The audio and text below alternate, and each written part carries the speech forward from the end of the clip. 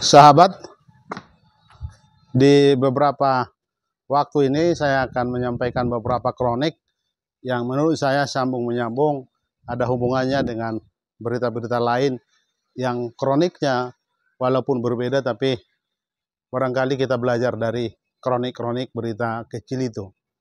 Saya baru mengetahui dan membaca di media sosial berita tentang guru memukul atau diberitakan guru perempuan memukul dan mencakar siswinya masih SD. Dan yang membuat berita di Facebook ini menyampaikan bahwa sangat memiriskan kelakuan dari guru itu dan wajahnya diperlihatkan. Bagi saya sebagai orang yang aktif di media sosial, terutama memperhatikan kawasan Danau Toba, saya merasa ini sangat tidak sensitif. Ada sesuatu yang janggal menurut saya. Harusnya tidak demikian. Secara pemberitaan harusnya dibicarakan apa solusi yang terbaik. Barangkali kita bukan tidak empati pada anak yang kalau benar dipukul, tapi penyampainya itu berlebihan. Bagaimana juga kalau saya ceritakan ada berita kronik yang sama, seorang guru dipukul muridnya. Ini berita benaran dan guru itu sekarang tergeletak di rumah sakit dan koma.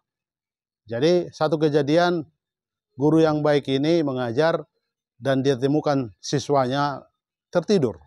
Dan siswa ini dibangunkan dan dia marah, lalu kemudian siswa ini memukul gurunya. Dengan beringas anak murid ini tidak tanggung-tanggung, bahkan karena dileraikan oleh teman-temannya sesama murid, maka dia bisa lepaskan pukulannya dengan guru ini. Guru ini tidak melawan atau tidak memukul kemudian, tapi kemudian di beberapa waktu kemudian guru ini merasakan sakit, bahkan ngilu, bahkan dia tidak sadarkan diri dan dibawa ke rumah sakit. Ini keadaan, ini benar berita kalau kita compare dengan berita tadi. Apapun itu, kita harus belajar dari dua berita ini. Guru dipukul murid, murid memukul guru. Ini sesuatu yang harus dipelajari. Apa benar begini? Apa demikian? Kita harus terus mengkritisi. Memang dalam kehidupan ini semangat mengkritisi itu penting. Keingintahuan itu juga adalah bagian dari kritik dan kritis dan bagaimana kita memperhatikan apa-apa yang lebih bagus. Keingintahuan itu penting dalam rangka untuk belajar. Semangat pembelajar itu untuk mengembangkan diri bagaimana menjadi pembelajar. Seorang pembelajar sejati itu harus memiliki keinginan untuk makin hari makin taraf. Dalam rangka itu kita penting juga belajar dari hal-hal yang menginspirasi, memberi semangat, bahkan menjadi patron.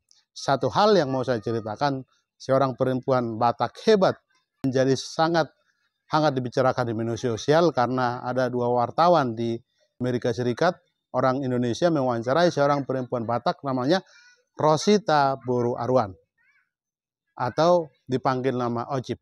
Ocip ini seorang perempuan Batak lahir di Medan dan kuliah di Universitas Sumatera Utara.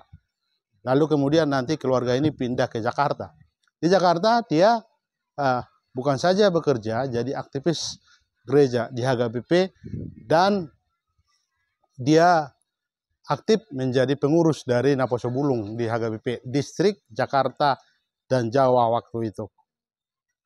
Ocit atau Rosita Boru Arwan ini kemudian memilih jadi wartawan di majalah Warta Ekonomi dan kemudian setelah menjadi wartawan dia berjumpa dengan seorang laki-laki Amerika, seorang tentara, dan dia diboyong ke Amerika. Tidak berapa lama di sana dia diminta suaminya ikut bergabung menjadi seorang tentara. Dan di sana ternyata syarat-syarat menjadi tentara itu tidak dipersulit, malah dipermudah.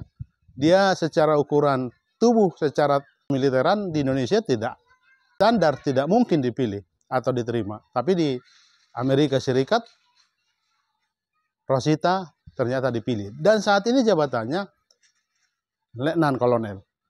Sesuatu yang membanggakan, seorang perempuan Batak, dia tetap mengingat siapa dirinya, dia orang Indonesia, dia orang Batak, dia perempuan Batak, dan melatih bahkan mengingatkan putranya salah satunya untuk tetap berbahasa Batak, berbahasa Indonesia. Inilah Ocip atau Rosita Boru Aruan. Sesuatu yang membanggakan.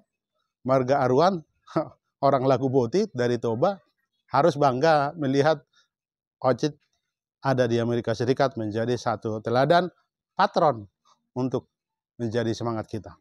Dan luar biasa, Batak Center, lembaga yang selama ini mendengungkan diri menjadi pemersatu Batak Raya, ingin mengapresiasi, paling tidak ingin memberi apresiasi, ucapan terima kasih atas inspirasi dari Ocit Rosita Boru Aruan.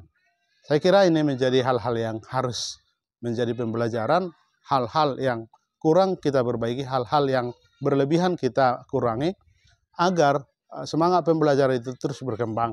Dan mari kita belajar bagi orang-orang yang survive dan ingin meninggalkan zona nyamannya, seperti Rosita, dia perempuan Batak, dia meninggalkan Indonesia dan memilih menjadi orang Amerika dan menjadi tentara di sana. Ternyata why not? Dia bisa survive di sana. Saya kira itu pembelajaran hari ini. Terima kasih.